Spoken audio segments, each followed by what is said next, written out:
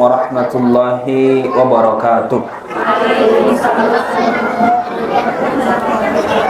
Alhamdulillahilladzi bi ni'matil imani wal islam asyhadu an la ilaha illallah wa asyhadu anna Muhammadan abduhu wa rasuluhu alladzi la nabiyya ba'da wa la rasula ba'dahu amma ba'du.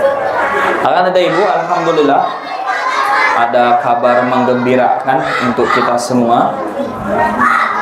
Per hari Sabtu kemarin 100% santri RT Kiki Anak yang daftar dari awal sudah selesai tasmi 1 juz 100%, kecuali 2 orang yang memang baru ikut saat sudah 3 bulan pembelajaran dimulai, ya. Dan kabar gembira bahagia ini silahkan untuk dibagikan ke banyak orang supaya memiliki anak-anak yang jadi penghafal Quran.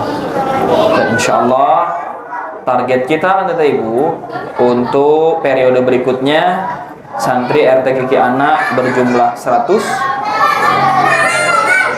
santri RT Kiki Dewasa bertambah 50 orang, dan santri Kiki KS bertambah 50 orang. Jadi total 300 santri. Biar tambah pusing, jadi tambah seru, ya.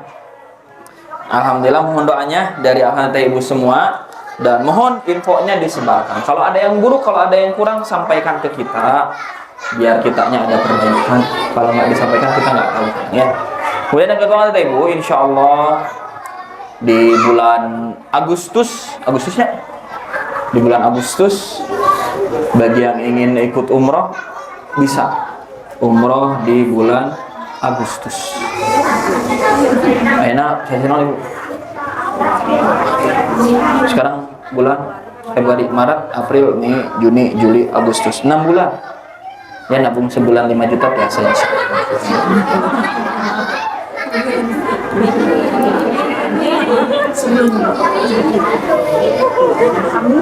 Atau mungkin kalau punya motor 5, Ibu dijual 1, insya Allah terasa.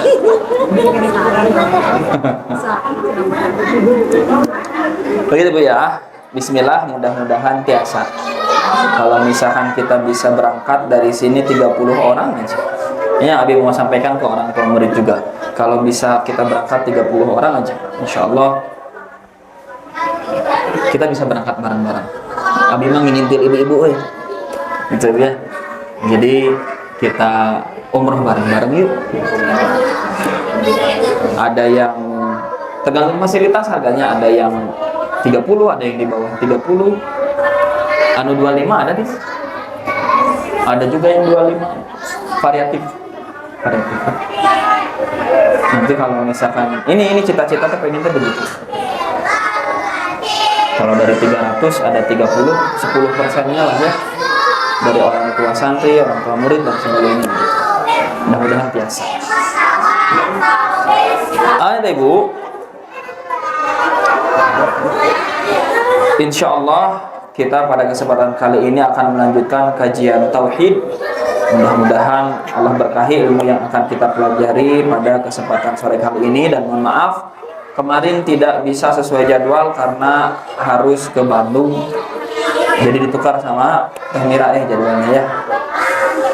Terakhir kita sudah membahas apa? Poin E.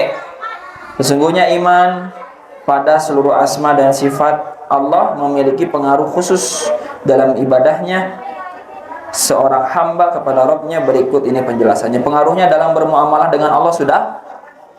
Belum? Sudah. Pengaruhnya dalam bermuamalah dengan makhluk sudah?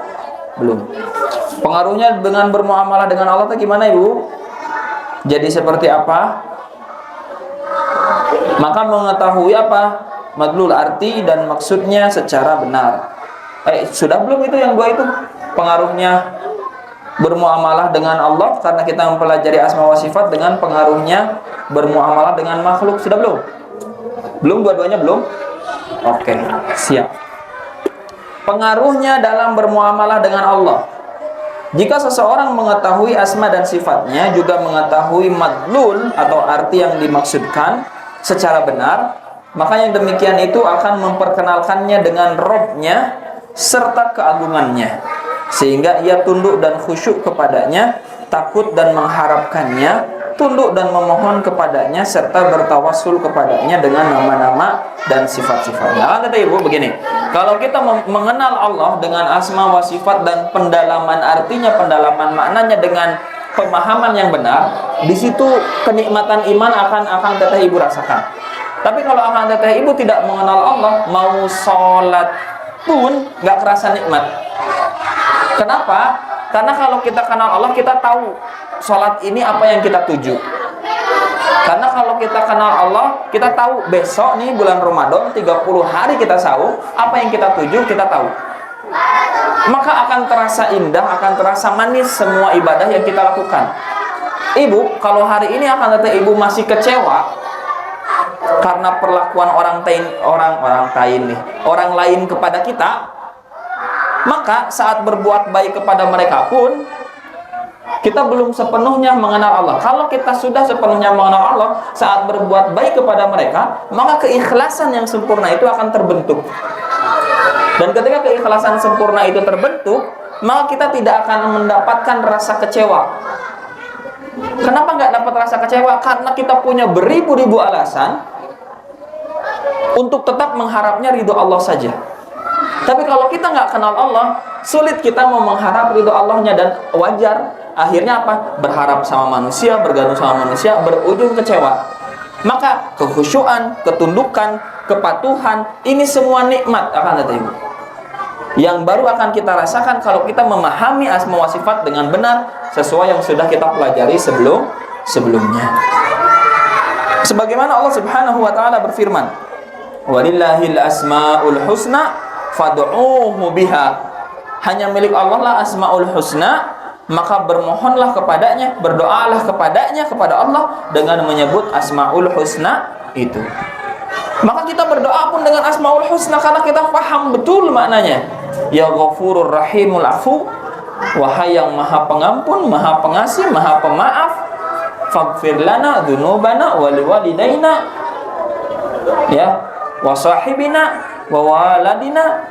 Kita minta doanya untuk diampuni dosa kita, dosa kedua orang tua kita, kerabat kita, pasangan hidup kita, anak keturunan kita. Kita minta benar-benar didoakan karena kita terasa bahwa tempat meminta ampun itu hanya kepada Allah, tidak ada tempat yang lain. Maka berdoalah dengan asmaul husna. Jika ia mengetahui bahwa Rabbnya sangat dahsyat azabnya dan bisa murka, maha kuat, maha perkasa, dan maha kuasa melakukan apa saja yang dia kehendaki, dia maha mendengar, maha melihat, dan maha mengetahui segala sesuatu yang tidak satupun terlepas dari ilmunya, maka hal itu akan membuatnya bermuraqabah, merasa diawasi oleh Allah, dan takut dan menjauhi kemaksiatan terhadapnya. Jadi kalau kita tahu Allah itu mengazab dengan azab yang pedih, kalau kita tahu Allah itu murka, Allah maha kuat, kita nggak bisa cari perlindungan lain kecuali kepada siapa?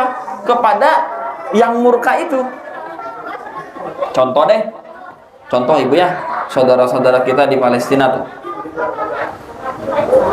Kalau mereka sangat-sangat terdesak, ya, kemudian ada senapan nih di kepalanya, mereka takut, diperintah apapun kan pasti nurut. Tapi masya Allah ya, kekuatan iman orang Palestina itu apa? Ketimbang nurut, malah melawan gitu. Atau kasus-kasusnya di Rohingya misalkan dulu, ya. Padahal yang pegang senjata hanya 5 orang, tapi yang ikut nurut sampai 10, sampai 15 orang, sampai 20 orang. Saking takutnya, itu baru sama senapan senjata aja. Nah, Allah punya siksa lebih dari itu semua. Allah punya siksa lebih dari itu semua. Kalau kita nggak minta dan memohonnya ke Allah, ke siapa lagi? Begitu. Maka jika ia mengetahui Allah dan Allah adalah maha pengampun, maha penyayang, maha kaya, maha mulia, senang pada taubat hambanya, mengampuni semua dosa dan menerima taubat orang yang bertaubat, maka hal itu akan membawanya pada taubat dan istighfar, juga membuatnya bersangka baik kepada Rabbnya dan tidak akan berputus asa dari rahmatnya. Maka kata ibu, kalau misalkan kita tahu Allah maha pengampun, Allah maha penyayang, Allah maha kaya, dan Allah itu senang menerima taubat hambanya. Lalu apa yang membuat kita merasa tidak akan diampuni oleh Allah? Kita pasti diampuni oleh Allah. Mungkin kita tidak dimaafkan oleh manusia, mungkin kita tidak dimaafkan atau diampuni oleh manusia, tapi selalu ada pintu maaf, selalu ada pintu pengampunan, selalu terbuka pintu taubat untuk hamba-hamba Allah yang mau mendekat kepada Rabb-Nya. Maka kalau kita paham ini, kita nggak akan pernah tahu akan Ibu. Kita ini semuanya tidak akan pernah tahu kapan kita terjatuh pada kemaksiatan yang kita sampai akhirnya malu bertemu banyak orang. Dan di titik itulah satu-satunya pengharapan kita hanya kepada Allah saja. Dan kalau kita sudah mengingat Allah, memohon ampun kepada Allah, kemudian Allah ampuni, maka kehidupan kita akan membaik. Gitu kan Ibu. Kalau kehidupan kita belum membaik, barangkali kitanya belum minta ampun ke Allah. Barangkali kitanya belum taubat dari kesalahan-kesalahan kita, sehingga Allah tetapkan kondisi kita dalam keadaan yang tidak mengenakan untuk kita. Maka perbaiki dulu kekeliruan-kekeliruan kita. Kemudian apa akhirnya? Akhirnya Allah bukakan jalan kebaikan. Jika ia mengetahui Allah adalah memberi nikmat, Allah yang menganugerahi dan yang hanya di tangannya segala kebaikan, dan dia maha kuasa atas segalanya. Dia yang memberi rizki, membalas dengan kebaikan, memuliakan hambanya yang mukmin, maka hal itu akan membawanya pada mahabbah kepada Allah dan bertaqarrub kepadanya, serta mencari apa yang ada di sisinya dan akan berbuat baik kepada sesamanya. Kalau kita tahu Allah yang ngasih rizki, Allah yang kaya, tadi Allah yang menganugerahi segalanya, semua ada di tangannya, dan segala kebaikan, dan Allah itu maha kuasa, maka kata Ibu, apa yang kita khawatirkan? Apa yang kita khawatirkan dari kehidupan dunia ini saat Allah itu zat yang maha kaya, maha pengasih, maha penyayang, semua ada di tangannya, semua ada di atas kekuasaannya, semua ada dalam kendali kuasanya. Maka Allah akan meninggikan derajat orang beriman, Allah akan tinggikan derajat orang mukmin, akan diberi rizki. Maka akang-akang ini yang masih muda atau teteh mungkin yang masih muda, atau ibu yang bergelut dengan kehidupan sehari-hari mencari nafkah, jangan takut soal rezeki. Memang Allah akan titipkan, akan selipkan rasa khawatir pada hati kita semuanya. Beriman tidak beriman pasti akan ada rasa khawatir. Itu harus ada. Karena kalau hal itu tidak ada, kita nggak akan berdoa. Kalau kekhawatiran nggak ada, kalau rasa takut nggak ada, itu kita nggak akan berdoa. Akhirnya apa? Bablas, melakukan banyak kemaksiatan. Makanya Allah beri rasa khawatir, Allah beri rasa takut sekedarnya. Kita jangan lebih-lebihkan. Setelah khawatir dan takut, pusing, nggak bisa tidur, biasanya ba'da isya tidur, kemudian ini jam 10, jam 11 baru tidur. Setelah itu apa? Berdoa, ingat Allah, tidur pasti.